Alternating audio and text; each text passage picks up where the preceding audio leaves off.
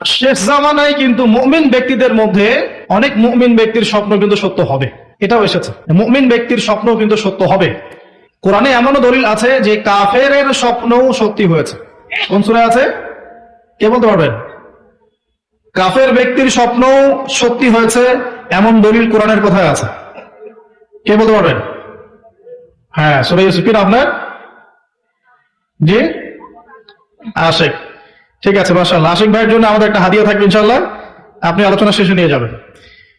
তো ইউসুফ আলাইহিস সালামের যে ঘটনা সূরা ইউসুফ, সেখানে আছে যে অমুসলিম দুজন ব্যক্তির স্বপ্ন সত্য হয়েছে, হয় নাই? একজন এসে বলেছেন আমার মাথায় রুটি, রুটি খেয়ে নিচ্ছে পাখি। আরেকজন বলেছে আমার হাতে ছিল শরাব, এই শরাব আমি পান করাচ্ছি রাজাকে, বাদশাকে। ইউসুফ আলাইহিস সালাম বললেন যে পান করাচ্ছে বাদশাকে সে নাজাত পেয়ে যাবে জেল থেকে, আর যার মাথা থেকে রুটি খাওয়া হচ্ছে তাকে শুলদণ্ড দেওয়া হবে। ঘটনা সত্য ছিল তো?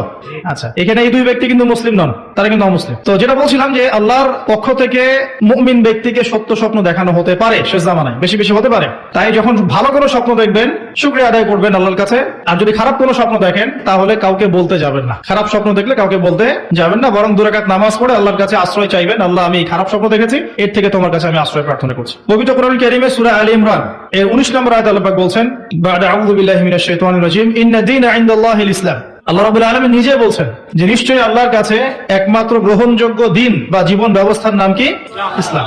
ইসলাম শব্দের অর্থ কি? আমরা বলি শান্তি। সত্যিকার অর্থে ইসলাম শব্দের অর্থ হচ্ছে আত্মসমর্পণ করা। কি করা? আত্মসমর্পণ করা। যে ব্যক্তি আত্মসমর্পণ করে, যে ব্যক্তি ইসলাম পরিপূর্ণরূপে পালন করে, তাকে আমরা বলি মুসলিম। যে ব্যক্তি ইসলাম পরিপূর্ণরূপে পালন করে তাকে আমরা বলি মুসলিম। যেমন এই মুসলিম শব্দের সাথে যে নবীর নাম জড়িত সেটা হলো, তিনি হলেন ইব্রাহিম আলাইহিস সালাম। সূরা হজ পড়ে দেখবেন, হুয়া সাম্মাকুমুল মুসলিমিন, তিনি তো আমাদের নাম দিয়েছেন মুসলিম, এই জাতির নাম দিয়েছেন। তিনি আমাদের জাতির পিতা, মুসলিম জাতির পিতা। তো ইব্রাহিম আলাইহিস সালামের ব্যাপারে আল্লাহ পাক বলছেন, ইয ক্বালা লাহু রাব্বুহু আসলিম ক্বালা আসলামতু লিরাব্বিল আলামিন। যখনই আল্লাহ পাক ইব্রাহিমকে বলতেন আলাইহিস সালাম যে আত্মসমর্পণ করো, ইব্রাহিম আলাইহিস সালাম কোনো বিজ্ঞান যুক্তি দর্শন খুঁজতে যেতেন না। তিনি বলতেন আসলামতু লিরাব্বিল আলামিন, আমি বিশ্ব জগতের প্রতিপালকের কাছে আত্মসমর্পণ করলাম।